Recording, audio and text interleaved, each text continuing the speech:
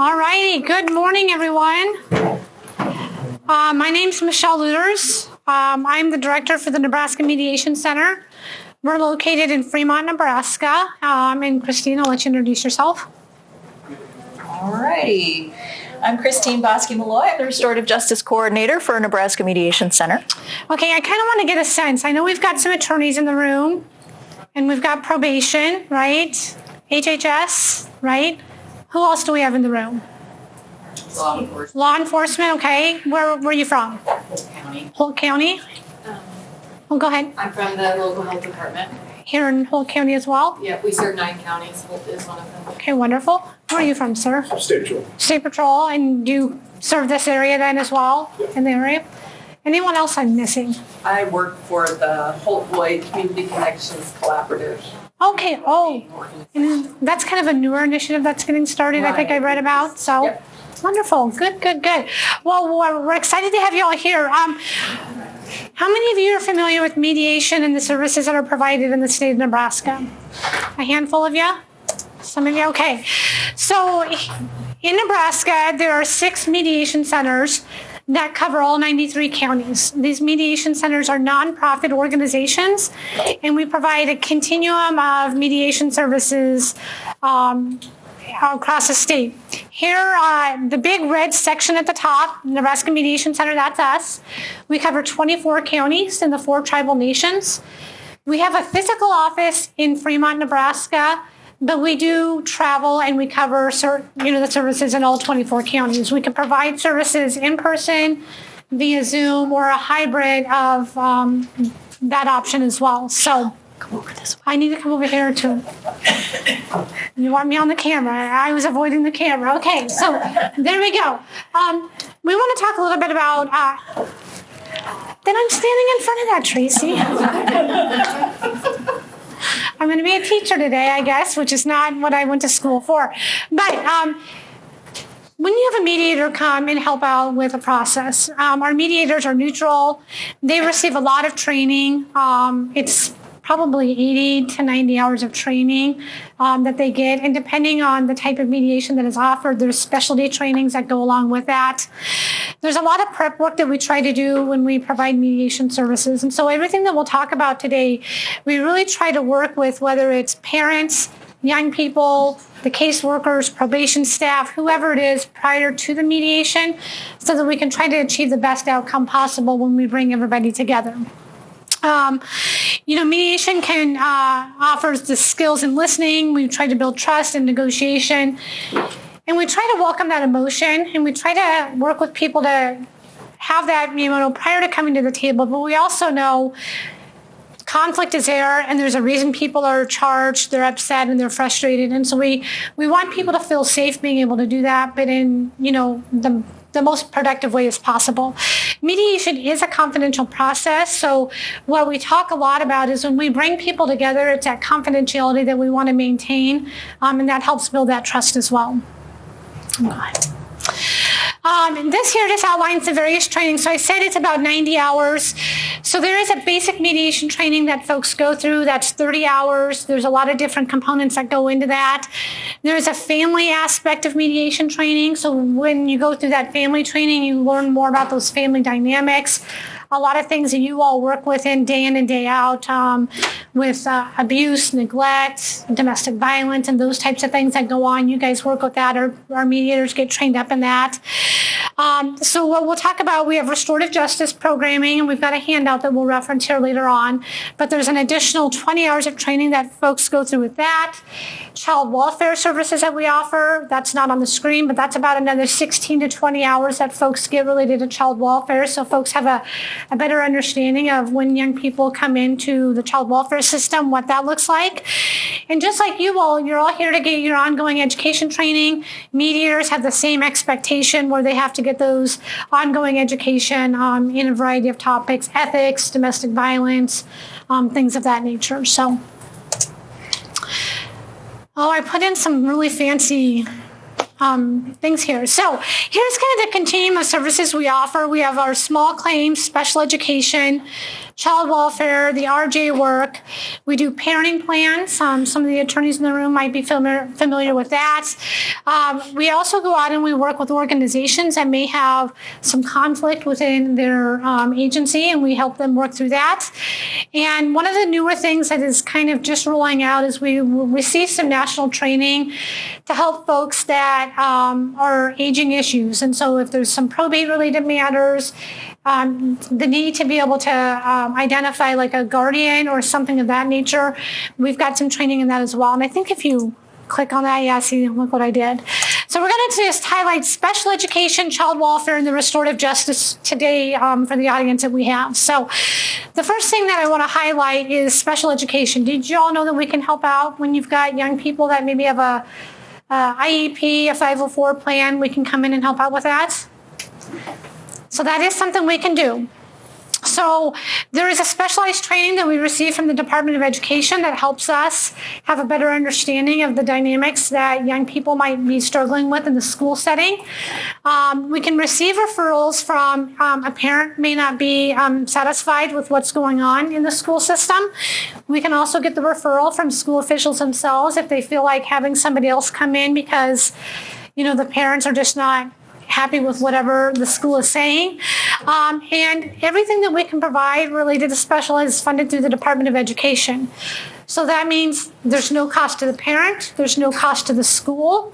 We have a contract through the state that we're able to help provide those services when needed. And so it's easy, the parent can call the mediation center. We can work out if there's a state ward, maybe as a caseworker you would like some help with that. The caseworker can call, probation staff can call, and then we can help guide the parties through that process as well. So here we'll get into a little bit more about the child welfare services. So there's a couple of things. Some of you may have this, and if you don't, I'll reference this. This is a bench guide. It's kind of quick and easy, highlighting the services that we offer, a brief description of what that is, and then how we can refer and get funding. And if you don't have one and need one, let us know, raise your hand, and Christine can help bring these out. But this is kind of the continuum of services that we offer. So we have the pre-hearing conferences, which is something that is done at that initial removal, a pre-hearing permanency review conference. So that is when children have been out of the home for 12 months. You can bring in the mediation to kind of look at, you have those 12-month hearings. Are we going to continue with reunification? Do we need to look at an alternative for permanency for the children? We also have the termination of parental rights conferencing. So when a case gets to that point, when the department is considering terminating parental rights, we can bring in the Nebraska Children's Home Society to help with that conversation, that whether or not parents want to relinquish, or if we move forward, or if the county attorney moves forward with that termination. And then there's the family group conferencing model. So anyone that's been around a while, this started like 20 years ago. So when I was a caseworker down in Lincoln, they had this big rollout of family group conferencing where you would bring in family members, and that's who the family identifies. And the Mediation Center does a lot of prep work with identifying those folks with the family. And historically, they've been a day-long event. Some cases, maybe they're a little bit shorter, but the department then will come and let us know. These are kind of the bottom lines. These are the things that we have to be able to work through and try to discuss.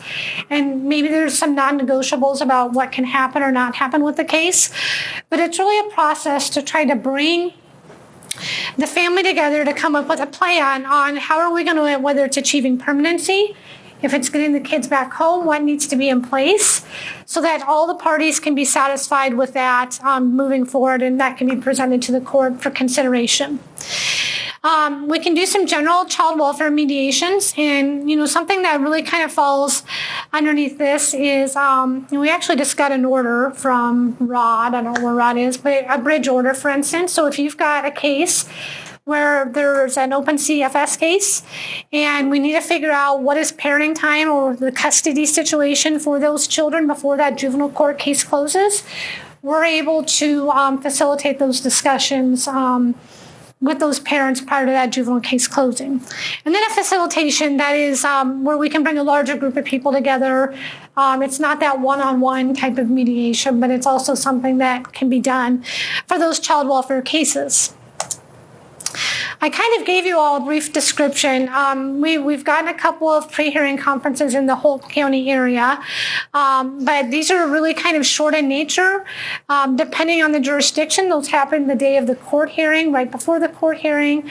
There's been a couple of jurisdictions that we cover that we might do the pre-hearing conference today, and then they have their temporary custody hearing the next day. The one thing I want to highlight is all of these services that we're going to talk about. What we need is a court order. So, the judge can put it in the order that mediation is ordered, for this situation. And it's all funded through the Office of Dispute Resolution. So what that means is the department doesn't have to do their green phone referral. They don't have to fill out a referral form. It's something that the Office of Dispute Resolution has funds that have been set aside through state statute a few years back. And we're able to provide that for everybody in that fashion. Please stop me if you have questions or need some clarification on anything. So the pre-hearing permanency review, like I said, in one of our counties, what happens is if we have a removal today, and once the case is adjudicated and disposition happens, the court schedules that 12-month permanency conferencing right then and there. So then it's on everybody's calendars and they know. If we don't need to have it because the kids go home or permanency is achieved, we can always take that off the calendar, and that is kind of easy. But it's typically, we try to schedule those 60 days prior to that 12-month mark so that we can have the conference. And if there's anything that the parties need to do, the parents specifically, that gives them a little bit of time prior to that hearing to be able to do that. The one nice thing about the pre-hearing permanency review and then the termination of parental rights, in most of our areas, our county attorneys show up. So the county attorneys have a voice at the table, because a lot of times when children are removed and you have your family team meetings, county attorneys aren't at the table.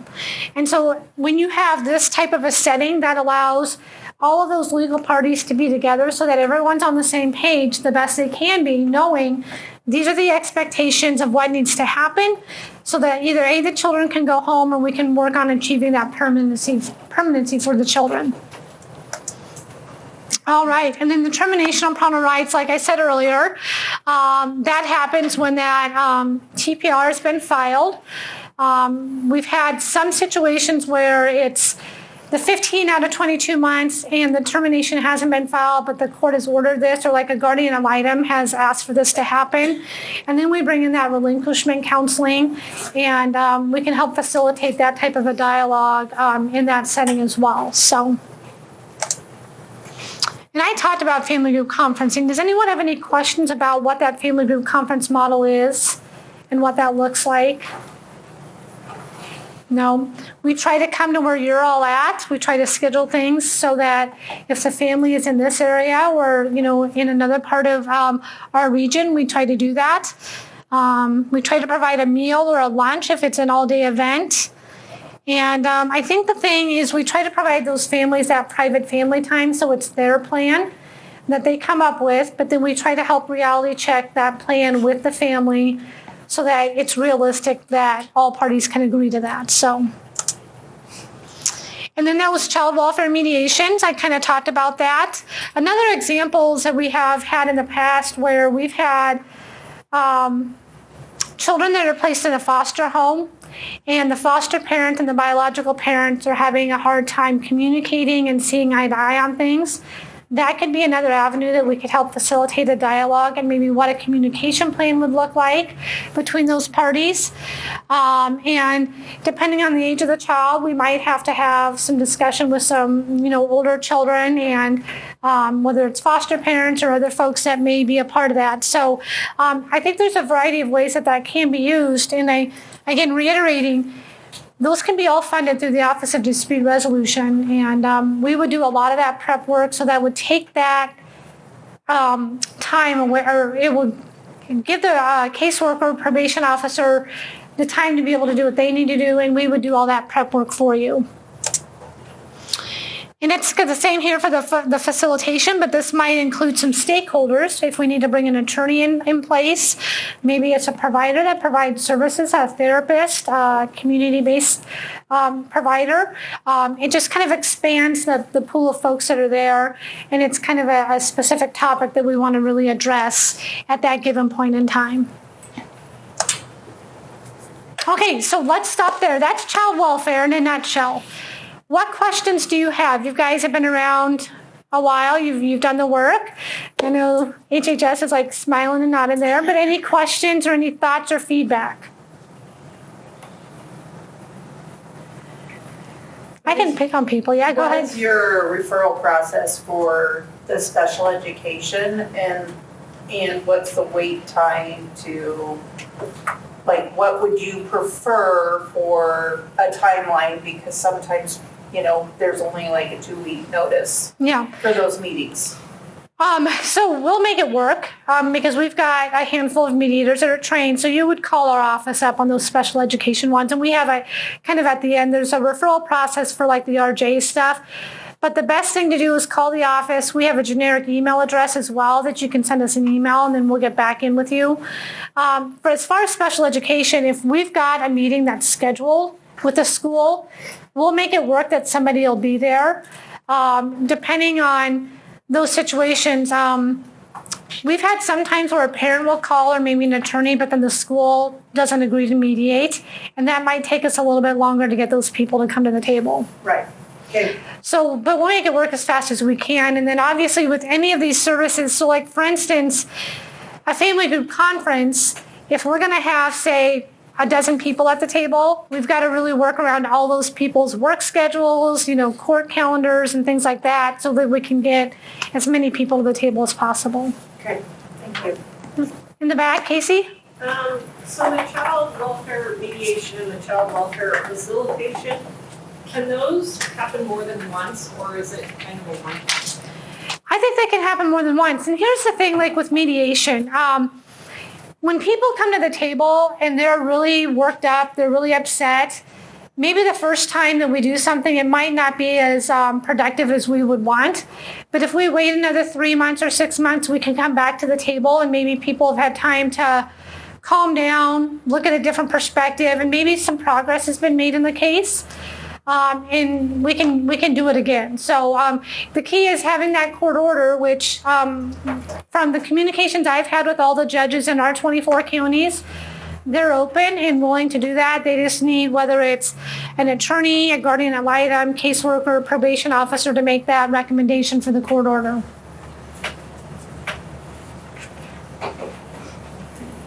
And one thing I'll kind of add, and I don't know what the crossover population looks like, so Harlan and, here in our area, but child welfare mediation could also be beneficial for those crossover cases because those are probably some of the toughest cases because not only do you have the young person with their, delinquency filings, but then you've got whatever's going on that child abuse neglect side. And sometimes there might be some younger siblings in the home that could be impacted, that these services could also kind of help those crossover families as well to try to sort through and organize things. So, and we typically do offer follow-up sessions with a lot of our mediation. So we try to schedule things for 3 hours at a time because it's hard to kind of keep people's attention. We know as adults, you guys are going to be here all day. It's going to be tough, so you're going to need to step up and take a break and things like that. So we try to schedule things for 3 hours with the hope that we can get through what we need to get through. But that doesn't always happen depending on how people come to the table.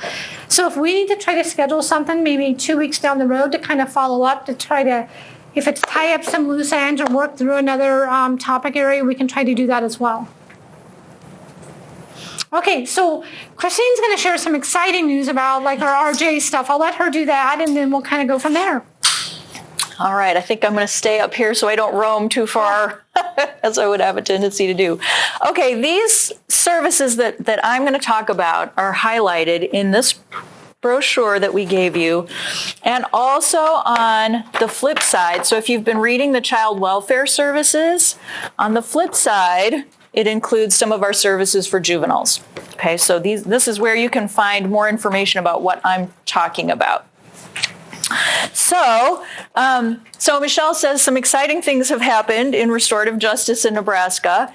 Restorative justice in Nebraska really, from the Mediation Center's perspective, began around 2015 with a grant that the state got to do victim youth conferencing.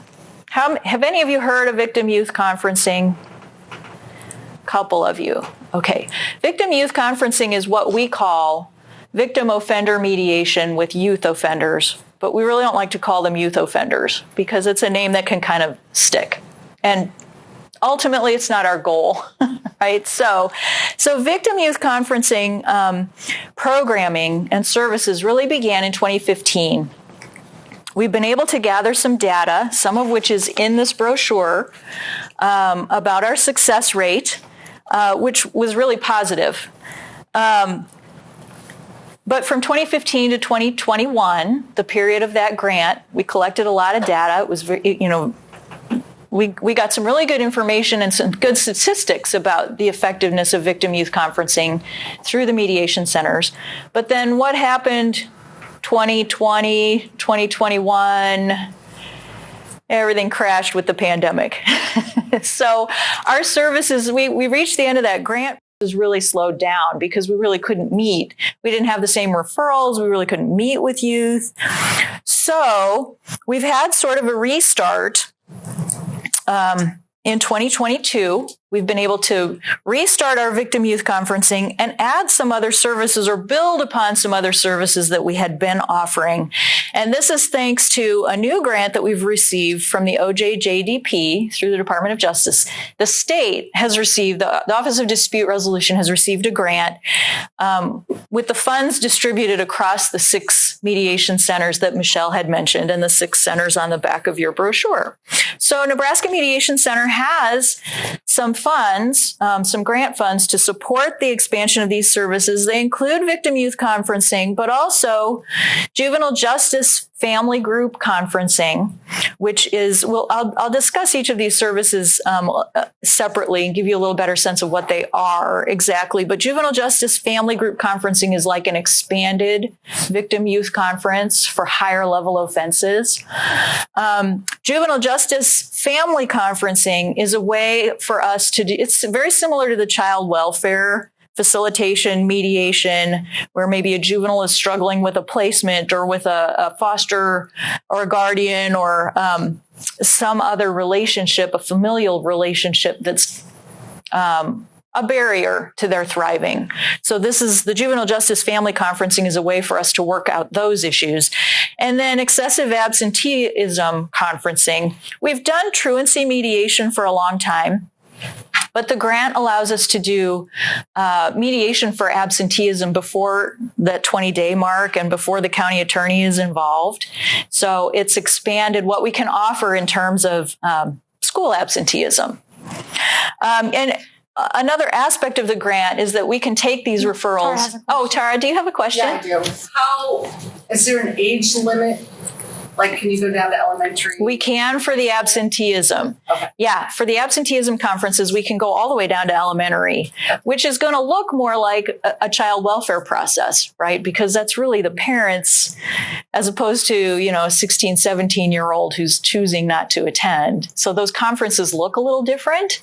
But yeah, we can go into those younger ages and younger classes to work on absenteeism. That was another benefit of the grant. So we can take referrals from more sources than we had been able to before. So we can take referrals directly from schools, we can't take them from the county attorneys before the cases are, really filed in court. Guardians ad litem, human services organizations, there's a caseworker working with a family or a therapist. Diversion programs can refer to us. So we've expanded the referral sources and the process for getting these youth into some services to help prevent bigger problems later on. Do we have anybody from the schools here? Is there any school representation? No, No. they were invited. Okay. Oh, They're on break. No, yeah, Right. that's the struggle. Yes, they with the are summer, on break. Yeah, we get that. So, okay. yeah, no folks from schools here today. Okay, so victim youth conferencing, like I said, this is a type of victim offender mediation with youth. This process deals with lower level offenses, maybe property crimes or fights at school that aren't really of a serious nature.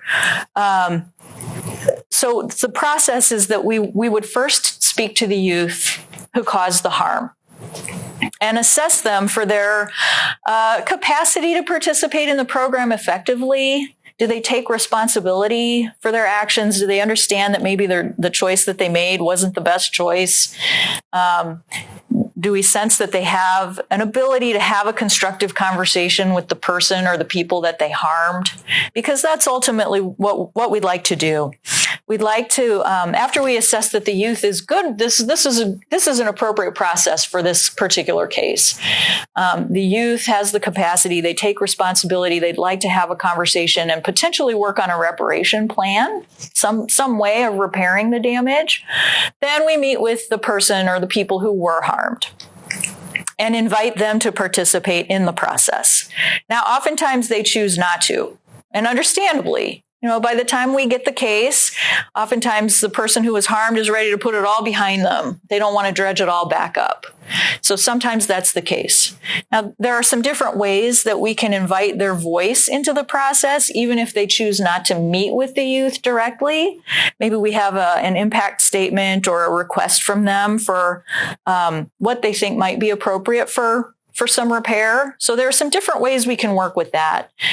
Also, if the person harmed chooses not to participate, then we may bring in a surrogate, a trained surrogate, sometimes another youth, or sometimes an adult surrogate who can sit and have a conversation with the youth about the impacts of what happened, the harm that was caused, which they may not fully understand. They just haven't thought about the ripple effects of their action.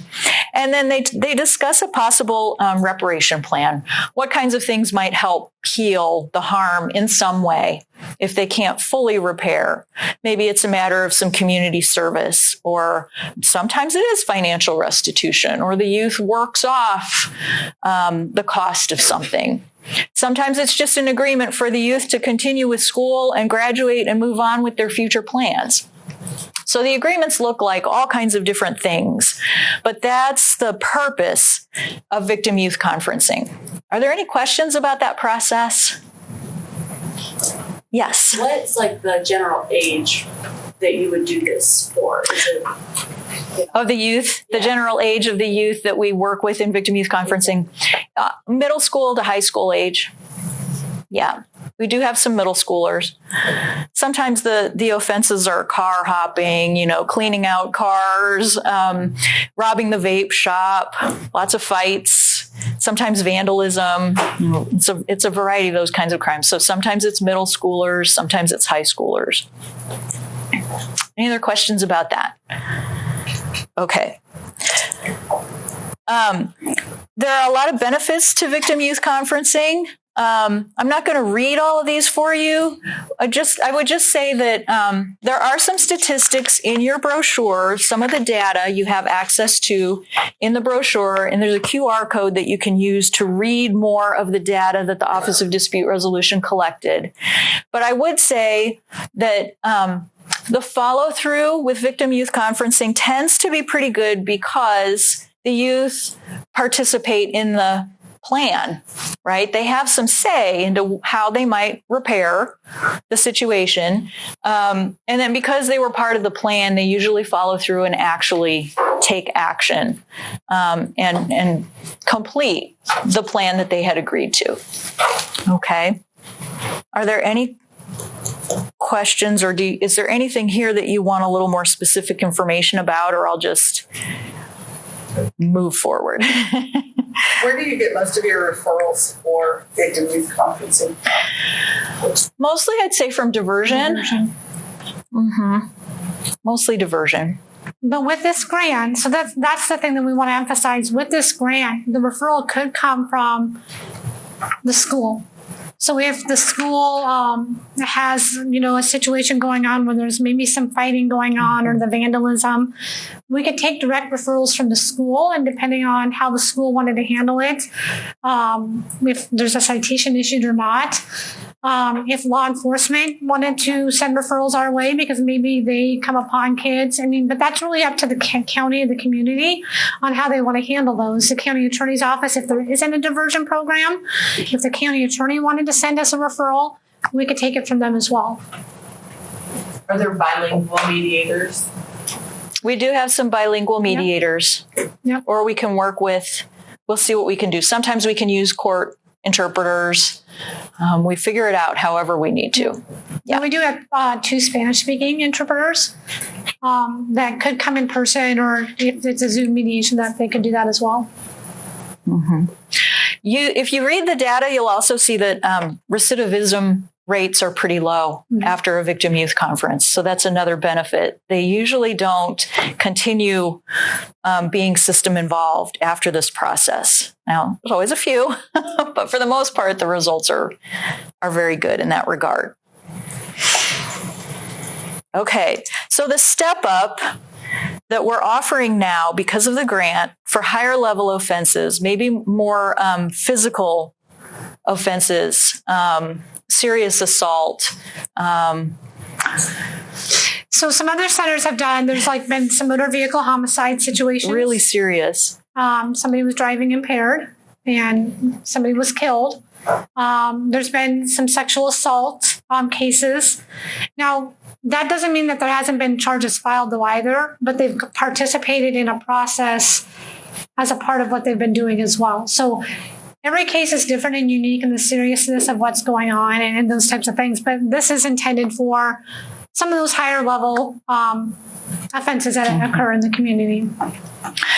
So because they're more traumatic, really, this process allows us to bring more supports to the table for this conversation if it's going to happen. So the process is very victim-centered. We really don't like to use the word victim, but it's victim-centered. It's really about the needs of the person who experienced the harm.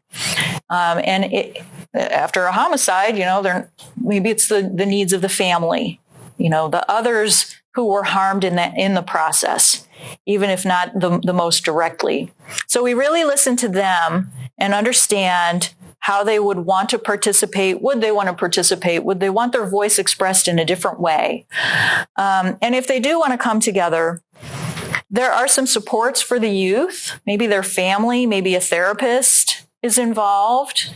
And then the same for the family that experienced the harm. More supports to help with this process, to talk about the harm, to help with some level of at least expression of the harm, reaching a better understanding of the impacts of what happened, potentially talking about some kind of repair, even though these situations can't ever, you can't undo the harm. They can't fully be repaired, but some steps to help that youth understand the impacts of their actions and decisions and hopefully make better informed choices in the future. Okay. Any questions about this Juvenile Justice Family Group Conference? I kind of call it the VYC on steroids. It's just bigger. Okay. Juvenile Justice Family Conferencing. Now, I will fully acknowledge the names of our services can be completely confusing because they're so similarly named. Right? So the processes are a little different, but they all sound the same. Juvenile Justice Family Conferencing is sort of a catch-all process that we can use sometimes when we're doing a victim youth conference or an absenteeism or a truancy conference. We come to recognize that there are some underlying challenges and issues in the family or that the youth is struggling with. This process gives us a place to deal with those dynamics. They're often family dynamics, struggle between a youth and a parent or a guardian or there's something else. Or it could be that the family is struggling and needs to be connected with some services, but it just hasn't come to light in any other way. So in mediation, sometimes we can assist with service expansion. We can't refer for services, but we can bring around the table people that we think might be able to help that youth or help that family access what it seems to be that they need, or what they voice that they need, but they just haven't been able to achieve yet. And all with the idea that this all helps with the youth, overcoming barriers to the youth thriving. Okay. So this conference is a little bit more like our child welfare facilitation and mediation. It looks very similar to those processes, but it's to work with our youth that come to us through these other juvenile processes. Okay, any questions about that? So if we don't know what area the mediation needs to be in, I'm presuming we can just call and say, hey, this is my situation, Yeah. and you'll Exactly. to wherever. If you're not sure what service, or they all sound the same and you don't know what to refer for, call us, email us. We'll talk about what's the situation you're dealing with, and then we'll funnel it into the right funding source, or if it needs a court order or whatever it needs, we'll talk you through it. Yeah, that's a great question. You want to share that example, Christine, with the truancy case that we did that turned into this family conference? Yes, yeah. We were working with a family who had 3 daughters in high school, and it began with a truancy referral. And what we came to realize was that this was a widowed dad who had toddlers at home that he was trying to raise.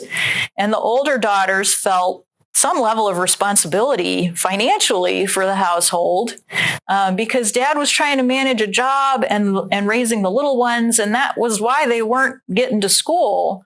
They felt like they needed to get to work, and they were working jobs. So we were able to bring that family together. We had some conversations with the dad about what he needed and what he was struggling with.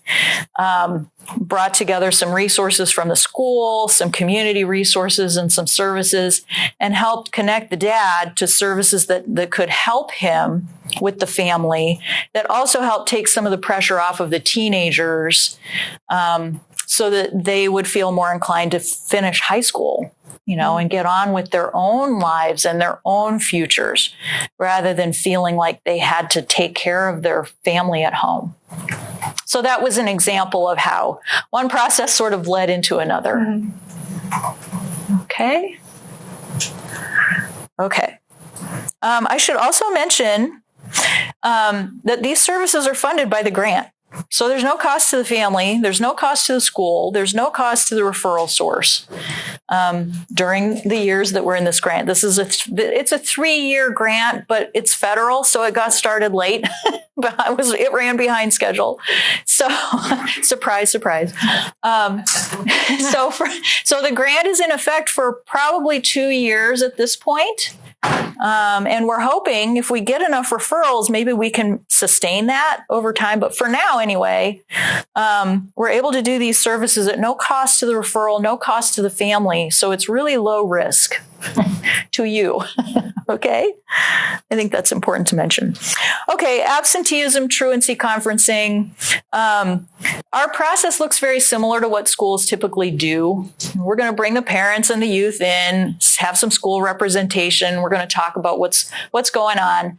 But our process really begins with the strengths of the youth. We like to hear what are their interests? What are their future goals? What are they interested in? Especially for the older youth. Like we said, if it's elementary youth, the process is going to be very focused on the parents, because that's the reason why the kids aren't getting to school. Something's going on in the household. The family maybe needs some supports. But with the older youth, we want to know a little bit about them and what are their interests and goals and what are their hopes for the future. And do they want to finish high school or middle school, or do they want to go on to college? Do they want to go to a trade school? What kind of career interests do they have? We want to get to know them as an individual person before we start dredging up, okay, what are the challenges? What are the issues? But we get there, and, with the youth participation, we look at some potential solutions. We've got the family and school reps around the table, and we work toward trying to figure out an attendance plan. Or like in the family that I described, if there are other issues going on, then maybe we work those out in addition to a school attendance plan. The two sort of come together. Okay. Any other questions about absenteeism, truancy? Where do most of your referrals come for this one? Kind of all over. We do have some from schools. We have some from diversion. We have some from probation. And it depends on the referral source, how these get funded. So if they come from probation, then it's usually court ordered and there's a probation voucher. We can do them that way. If it comes from the school, then it falls under the grant, and then the grant funds it. It doesn't have to be court ordered. Our hope with the grant, we've always been able to do truancy mediation, but it's usually been through probation at that, late in the game. And we're doing what we can, but, and this is true with all of our processes. We do what we can, but mediation isn't magic. We don't have a magic wand, right? So we do what we can, and oftentimes we have really great outcomes, but sometimes for whatever reason, we can't get a plan together. We don't have agreement among the parties. And sometimes even when we have agreement, there isn't really good follow through. So we do what we can, but it's not magic. But what our hope is with the grant is that we can work before that 20-day mark, before the cases have gone to the county attorney. So we're inviting schools to reach out to us at maybe the 10-day mark. If they realize this family is struggling, let's get in there early, and let's maybe get in there with the younger kids before the pattern is really set.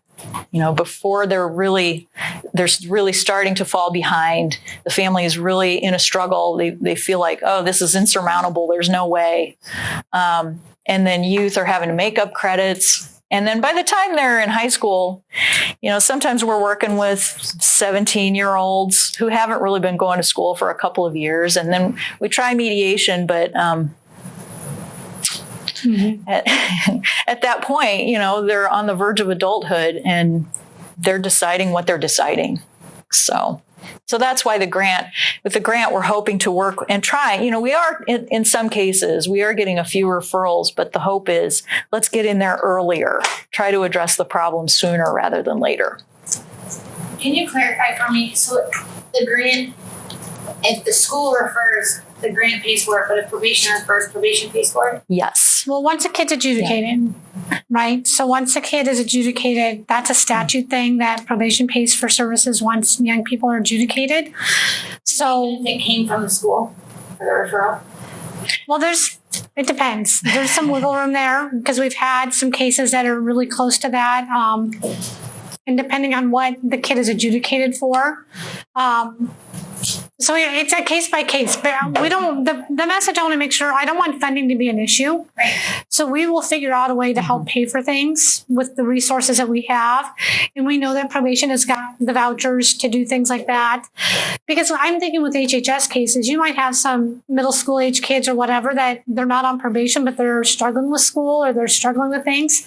HHS could refer for this grant and we could. I'm thinking LB 1184 meetings and having the conversation preventative. Yeah, exactly. Is really where I was. And one of the things Christine's been really working on is the Winnebago tribe. We work with them. And so we are going to be going before school starts, like in early August, because there was families, some young people that were struggling this past school year.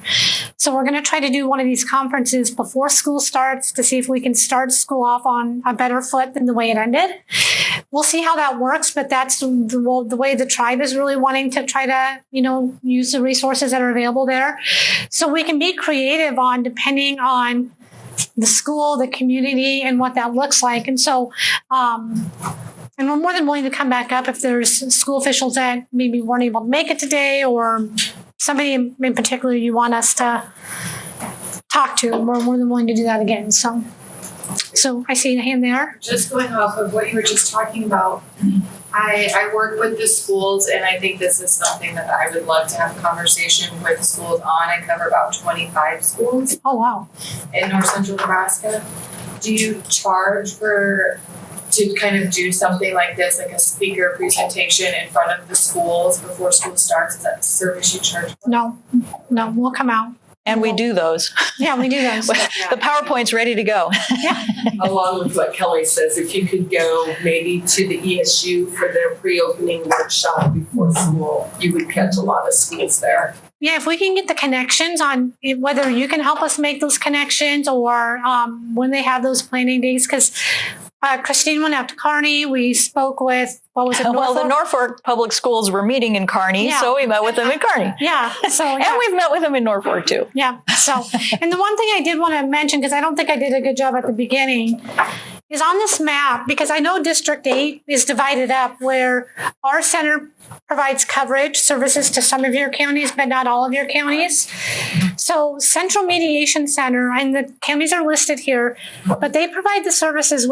All 6 centers provide the same services that are out there. And if, I can connect you with Taryn if anybody needs that connection for those other counties.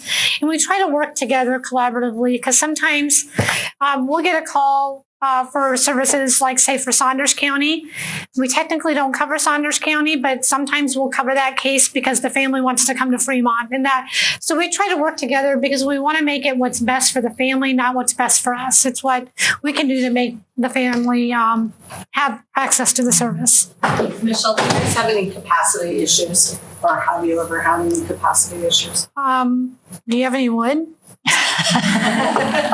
Not yet. Capacity issues. I hope that that's a problem someday. That's kind of ultimately the goal, because then that means the kids in rural Nebraska are getting access to these services. And so I think that's something that, I've had the opportunity to work in urban Nebraska and rural Nebraska, and rural Nebraska gets left behind a lot because for whatever, I know why, but I won't talk out loud about that.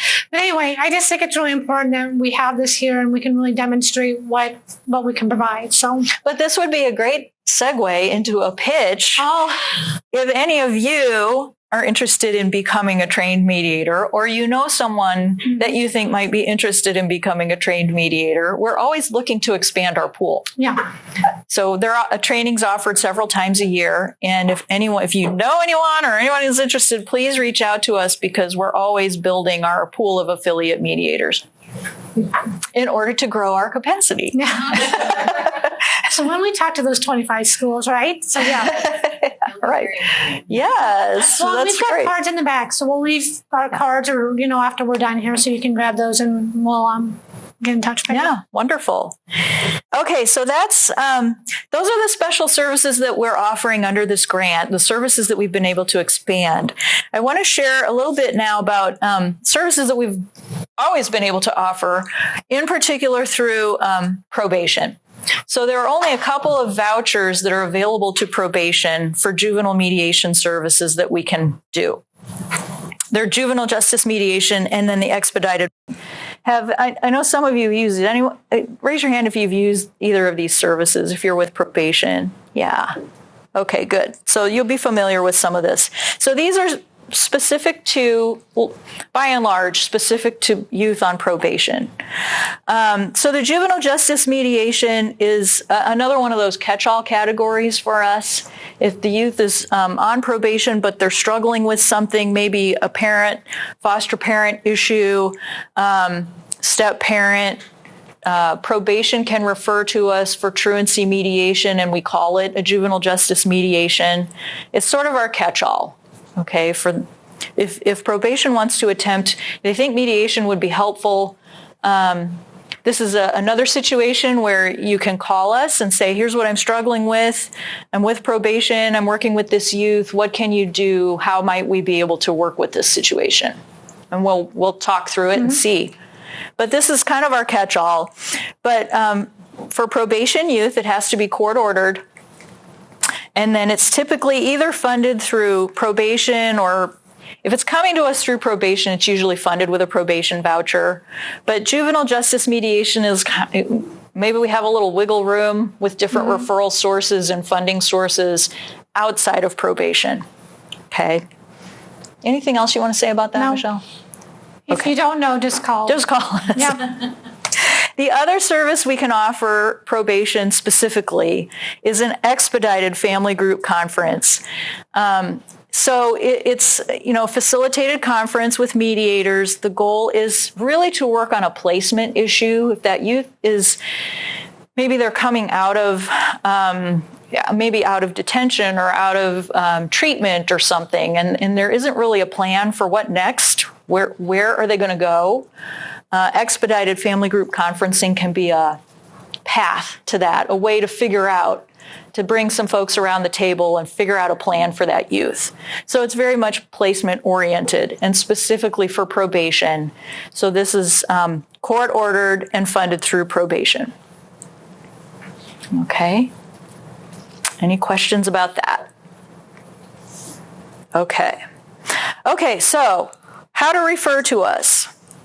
We have a fillable PDF form on our website, NebraskaMediationCenter.com.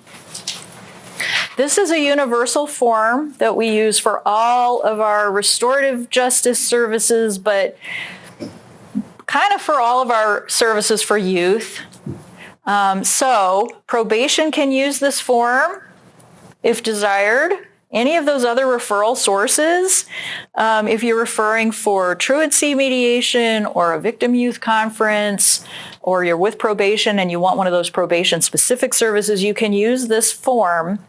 It's on our website under our restorative justice page, because the restorative justice is, by and large, how we categorize our services for juveniles. Okay, as opposed to the child welfare or all the other services that Michelle mentioned when we started. So NebraskaMediationCenter.com, go to the restorative justice page, and you can download the form. This is the first, it's a multi-page form because it's universal and you can use it for whatever services you want. So you would just fill out the first page, which you can see it's the basic family information about the youth. So we need this for everybody. But then you can see how it's broken down into different services. So if you want truancy or excessive absenteeism mediation, then just fill out that section. If you want, if you're with probation and you want a juvenile family conference or expedited family group conference, then just fill out this section. Right. Victim youth conferencing, because you're going to have to share information about the youth and the person who was harmed and maybe parents. If the person harmed was a youth, there's more information you need to include. So then you just fill out that section and share the information about both the youth's family, but also the person who was harmed, and if that was a youth and their family. So there's a little bit more to it at the end of the form if it's for a VYC. Okay, this is an easy way. You can fill it out. You can keep a copy for you. You can send us a copy. You can email it to us. It's really, we try to make it as easy as possible. However, another method you can use, now that we have these fancy brochures from the Office of Dispute Resolution, you'll see on the back, there's this QR code at the bottom. So the Office of Dispute Resolution has come up with an online form that works for anyone across the state. You just go, click on it, fill out the questions, put in the data, the information, and then the Office of Dispute Resolution will funnel it to the appropriate center, depending on where the referral is made. Okay, so that's another really handy way. And maybe the very easiest is to just call us or email us and say, hey, I'm working with this case. I'm not quite sure what to do with it. I think you might be able to help, but what would that service look like and how can I refer? And just give us a call. If we send the referral, how long should we wait to get a response back, or how quick does somebody respond? Well, it depends on, if you send it to me today at 5 and I'm driving back.